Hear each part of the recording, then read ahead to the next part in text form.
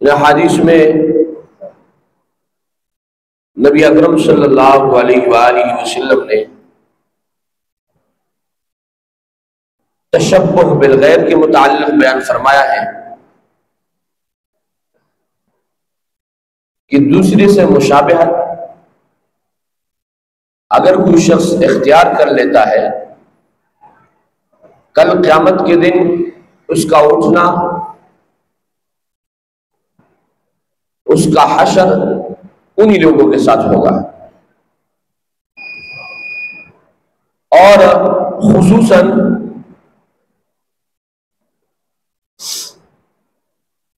نبی اکرم صلی اللہ علیہ وآلہ وسلم کے اس حدیث کو جب میں نے پڑھا، اس کے اوپر سوچا، غور کیا کہ نبی اکرم صلی اللہ علیہ وآلہ وسلم کے متعلق آتا ہے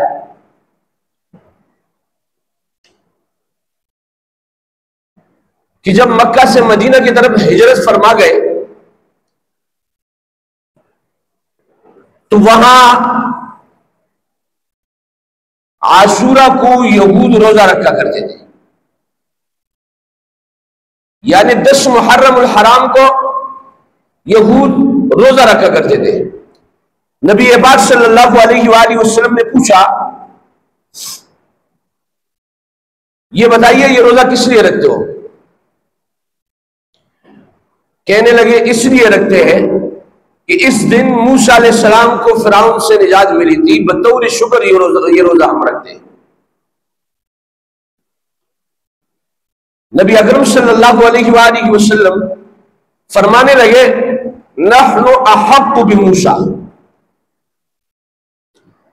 ہم زیادہ حقدار ہیں اس بات کے کہ موسیٰ علیہ السلام کے ساتھ یکجہتی کا اظہار کرے اور اس پر شکر ادا کرے۔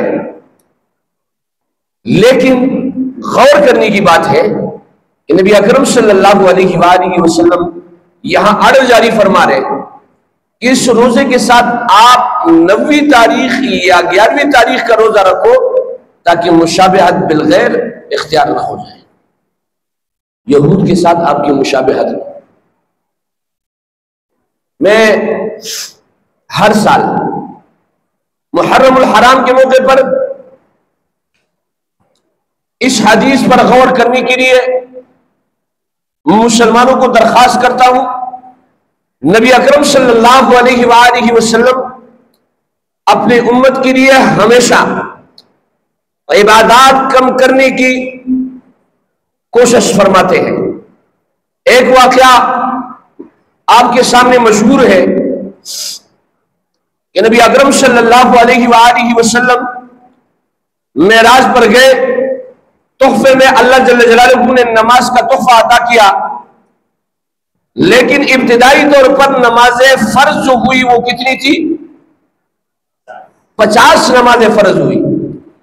نبی اکرم صلی اللہ علیہ وآلہ وسلم نے ان نمازوں کو کم کراتے کراتے ہر دفعہ موسیٰ علیہ السلام کے پاس آئے ہیں، اور موسیٰ علیہ السلام نے نبی اکرم صلی اللہ علیہ وآلہ وسلم سے فرمایا کہ آپ کی امت یہ نمازیں نہیں پڑھ سکے گی، لہذا کمی کی درخواست کر لو۔ ہر دفعہ نبی پاک صلی اللہ علیہ وآلہ وسلم موسیٰ علیہ السلام کے پاس آئے ہیں اور پھر درخواست کرنے اللہ جل جلالہ کے پاس گئے ہیں، اور ہر دفعہ میں 5 نمازیں کم ہوئی ہیں، یہاں تک کہ میرے عزیز ساتھیوں 5 تک نمازیں پوچھی، اور موسیٰ علیہ السلام نے نبی اکرم صلی اللہ علیہ وآلہ وسلم کو فرمایا کہ آپ کی امت یہ نمازیں نہیں پڑھ سکے گی، لہذا اور کم کراؤ۔ نبی اکرم صلی اللہ علیہ وسلم، ذرا صلی اللہ علیہ وسلم کہہ دو۔ نبی پاک صلی اللہ علیہ وآلہ وسلم فرمانے لگے، اب مجھے حیا آتی ہے۔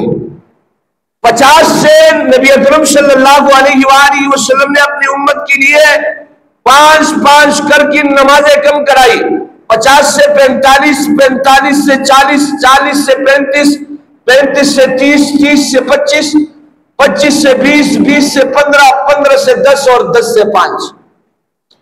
نبی اکرم صلی اللہ علیہ وآلہ وسلم ہر دفعہ اللہ جل جلالہ کے پاس گئے ہیں اور درخواست کی ہے. اس طرح دوسری حدیث میں آتا ہے لولا نشق علی امتی لامرتہ بالسواک.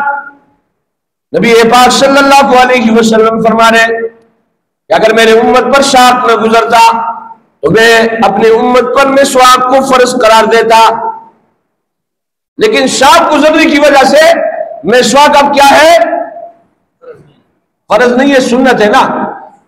اسی طریقے سے دوسری حدیث ہے نبی اکرم صلی اللہ علیہ وآلہ وسلم فرما رہے کہ اگر میرے امت پر شاق نہ گزرتا تو تہجد کی نماز فرض قرار دیتا.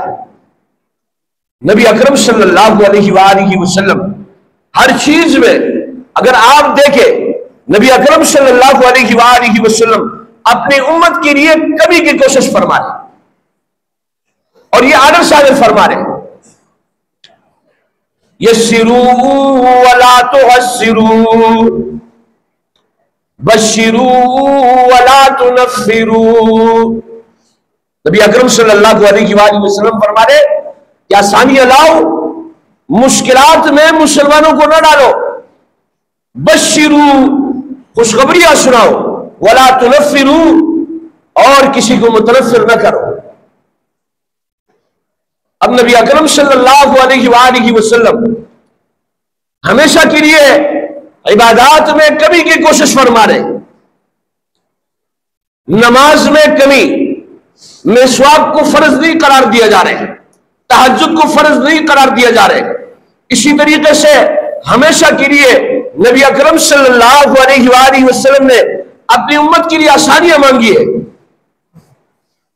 لیکن ایک ایسا جگہ آ رہا ہے جہاں پر نبی اکرم صلی اللہ علیہ وآلہ وسلم عبادت کو بڑھا رہے ہیں، عبادت میں اضافہ کا کہہ رہے ہیں. وہ کیوں کہہ رہا ہے؟ وجہ کیا ہے؟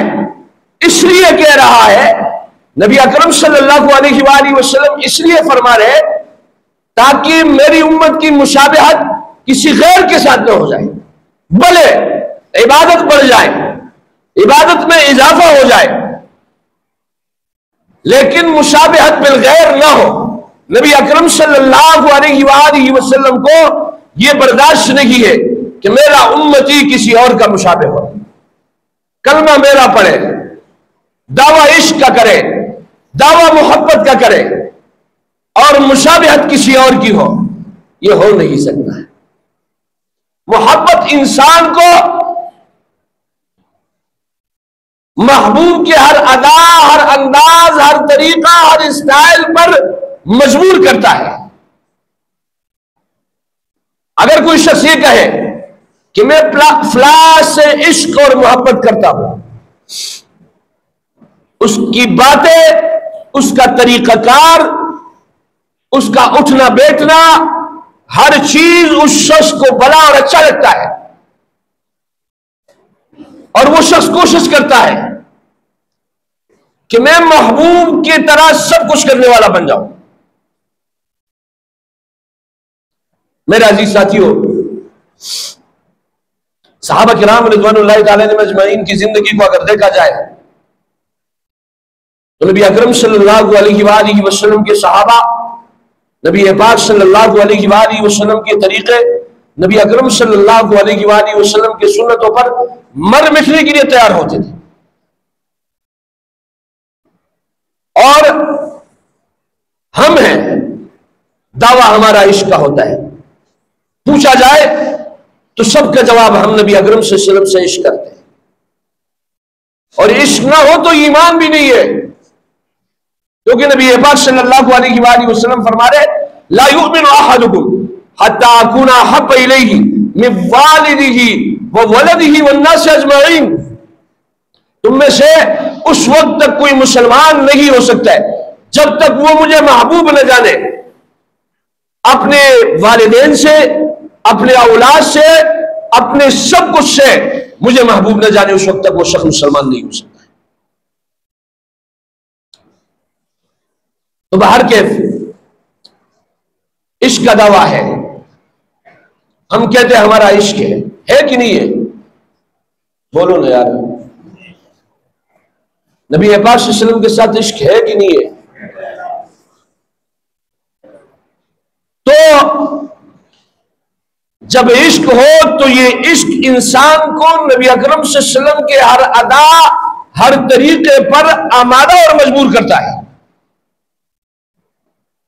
لیکن اگر دعویٰ عشق کا ہو، طریقہ کسی اور کا ہو، میرا نبی تو یہاں پر فرما رہے، میں نے آپ کو بتا دیا کہ نبی اکرم صلی اللہ علیہ وآلہ وسلم ہمیشہ کے لیے عبادات میں کمی اور اپنی امت کے لیے آسانی لانے کی کوشش فرما رہے، لیکن جہاں پر مشابہت بالغیر کا مسئلہ آیا، نبی اکرم صلی اللہ علیہ وسلم نے عبادت کو بڑھایا ہے اور فرمایا کہ اگر آپ عاشورہ کے دن روزہ رکھ رہے ہو، یہود کے مشابہت سے بچنے کے لیے 9ویں تاریخ یا 11ویں تاریخ کا روزہ ملاؤ تاکہ ان کے ساتھ مشابہت اختیار نہ ہو جائے۔ عبادت کو بڑھا رہے ہیں، بڑھایا جا رہا ہے، لیکن اس لیے بڑھایا جا رہا ہے کہ میرا امتی کسی اور کا مشابہ نہ ہو، میرا امتی کسی اور کا مشابہ نہ ہو۔ لیکن میرا عزیز ساتھیوں، ہم اس میں دیکھیں کہ جب صحابہ سے کہا گیا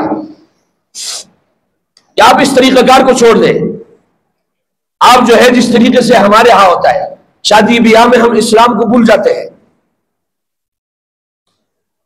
ہم اسلام کو بھول جاتے ہیں، لوگ کیا کہیں گے، ہم یہ کہتے نا، صحابہ کہتے تھے آترک سنت حبیبی لہؤلاء الحمقى، کہ ہم نبی اکرم صلی اللہ علیہ وآلہ وسلم کی سنت کو چھوڑ دیں ان بے وقوفوں کی وجہ سے۔ یہ صحابہ کا انداز اور طریقہ کار تھا، اور اس لیے مجھے اور آپ کو آرڈر ہوا اگر آپ نے ایمان لانا ہے فَإِنْ آمَنُوا بِمِثْلِ مَا آمَنْتُمْ بِهِ فَقَدْ اهْتَدَوْا، صحابہ جیسے ایمان لاؤ گے ہدایت یافتہ ہو جاؤ گے۔ باہر کے عرض یہ کر رہا ہوں کہ نبی اکرم صلی اللہ علیہ وآلہ وسلم کی اس حدیث کو جب دیکھا، غور کیا کہ نبی اکرم صلی اللہ علیہ وآلہ وسلم ہر چیز میں اپنے امت کے لیے کمی کی کوشش کر رہے ہیں، لیکن یہاں پر کوئی مسئلہ ہے، مسئلہ ہے، اس لیے میرا نبی فرما رہے عبادت بڑھ جائے لیکن مشابہت بالغیر اختیار نہ ہو جائے۔ اب میں اور آپ ظاہر کی جو ہے پابند ہے، ہمیں کوشش کرنی چاہیے، ہمیں نقالی کرنی چاہیے۔ ویسے دنیاوی امور میں اگر آپ دیکھیں، یہ دنیا دارالامتحان ہے اور امتحان میں نقل کرنے والے طالب علم کو امتحان گاہ سے باہر کیا جاتا ہے، لیکن یہاں جو ہے اسلام میں کیا کہا جاتا ہے کہ آپ نقالی کرو گے، وہ کام کرو گے جو نبی پاک صلی اللہ علیہ وسلم نے کیا، صحابہ نے کیا، آپ ہدایت یافتہ ہو جاؤ گے۔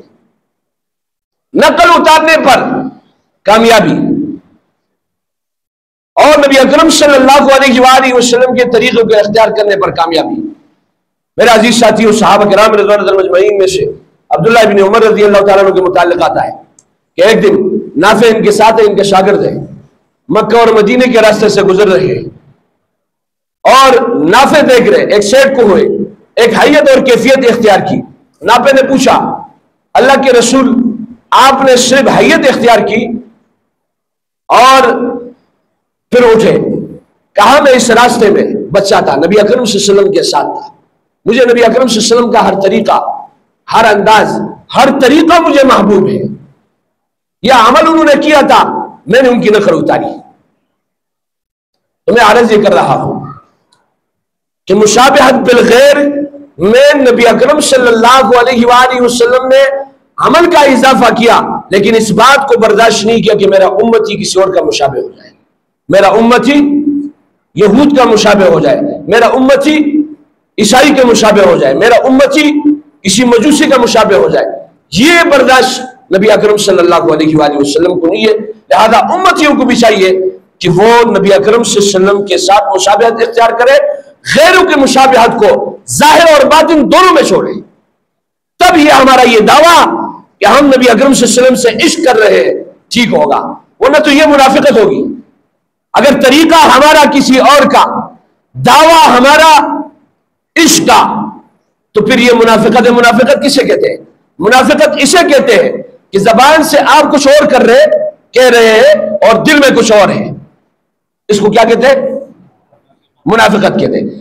آپ نے زبان سے عشق کا دعویٰ کیا، عمل آپ کا کسی اور کی طرح ہے، تو یہ ایمان میں منافقت ہے۔